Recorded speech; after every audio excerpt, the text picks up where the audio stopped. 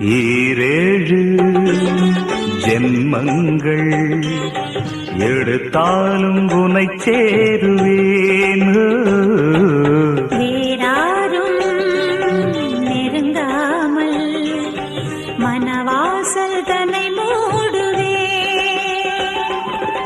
உருவானது நல்ல சிவரஞ்சனி, உனக்காகத்தான் இந்த கீதாஞ்சலி. ராகங்களில் ஆலாபனை, மோகங்களின் ஆராதனை. உடலும் மனமும் தழுவும் பொழுதில் உருகும் ஒரு ஜீவன்தான் உன் பாடல்தான் ஓயாமல் இசைக்கின்றது.